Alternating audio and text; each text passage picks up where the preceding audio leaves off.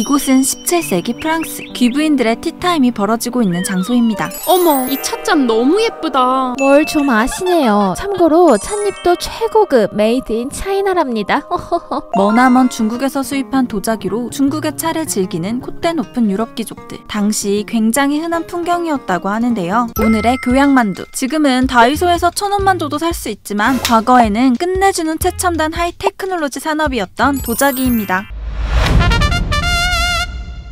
16세기 말 유럽 국가 중에서 처음으로 중국과 거래를 뚫은 건 포르투갈이었습니다. 희귀한 중국 물건들을 유럽 대륙에 조금씩 떼다 팔면서 엄청난 마진을 남겨먹었는데요. 하지만 꿀 빨던 독점 무역도 잠시뿐. 네덜란드의 동인도 회사가 중국 물건을 싣고 돌아오던 포르투갈의 배를 약탈합니다. 한 번도 아니고 2번씩이나 해적질을 해서 무역 주도권을 뺏어버렸죠. 너무나 양아치 같지만 당시엔 약탈도 하나의 사업 노하우였다고. 여튼 동인도 회사는 가로챈 도자기 수십만 점 암스테르담으로 가져가서 경매에 붙였는데 소문을 듣고 개떼같이 몰려온 수많은 왕족과 귀족들. 아니 그릇이 어떻게 이렇게 하얗지? 파란색이 얼마나 비싼 컬러인데 얇은데 튼튼하기까지 해. 단 며칠 만에 전 품목 솔드아웃. 재입고 미정. 당시 유럽인들이 사용하던 그릇은 주석이나 나무로 만든 게 대부분이었는데요. 도자기도 있긴 했지만 생긴 것도 투박하고 수분에 취약해서 음료를 오래 보관하지 못했습니다. 그러니 중국의 청화 백자는 신세계일 수밖에 없었죠. 게다가 당시 유럽은 절대 왕건 시대의 절정기, 왕실의 부가 집중되고 귀족 문화가 발달하면서 사치품에 대한 소비 욕구가 높았는데요. 비싸고 희귀한 수입 그릇? 오히려 좋아. 플렉스하는 분위기였습니다. 중국 도자기 떼다 파는 사업은 말 그대로 황금알을 낳는 거위. 그렇게 17, 18세기를 거치며 엄청난 양의 도자기가 동양에서 유럽으로 배송되었습니다. 귀족들은 궁전이나 저택의 거대한 방 하나를 중국 도자기로 가득 채우는가 하면 영국 런던에만 50개가 넘는 도자기 전문 판매점이 생겼죠. 중국 입장에서도 완전 땡큐였습니다. 중국의 도공들은 커스터마이징 서비스를 도입. 클라이언트 주문에 따라 맞춤형 도자기를 만들어냈는데요. 뭐 예를 들면 오렌지국에 수출하는 도자기에는 튤립과 풍차를 그려주는 식이었죠.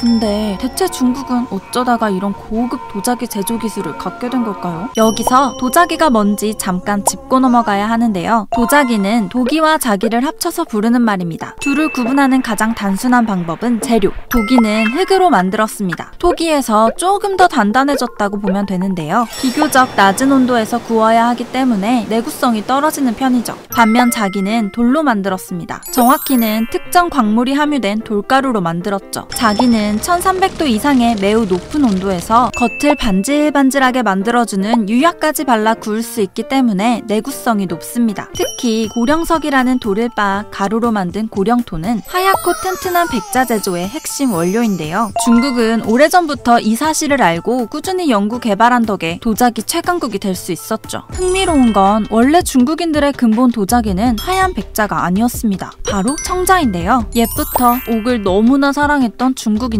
옥색을 쏙 빼닮은 청자를 안 사랑할 수가 없었죠. 도공들은 옥이라는 이데알을 목표로 옥 같은 청자를 만들기 위해 노력했습니다. 하지만 13세기 초 칭기즈칸이 등장하고 원나라가 지배하면서 도자기 트렌드가 급 바뀌게 됩니다. 우윳빛과 백색을 좋아했던 몽골인들이 청자보다 백자를 더 선호했던 거죠. 하얗면 하얄수록 그 위에 다양한 색깔과 그림을 입힐 수 있었기 때문에 깨끗한 백자를 제조하기 위한 기술이 고도로 발달하기 시작합니다. 게다가 당시 원나라에서는 생목인이라 불리던 서아시아 출신 이슬람인들이 활약하고 있었는데요. 이들의 고향에서는 예로부터 푸른 코발트를 이용한 예술이 엄청난 인기를 끌었습니다. 생목인들의 화려한 취향이 질 좋은 백자와 결합해서 유럽인들까지 환장하는 청아 백자가 탄생하게 된 거죠.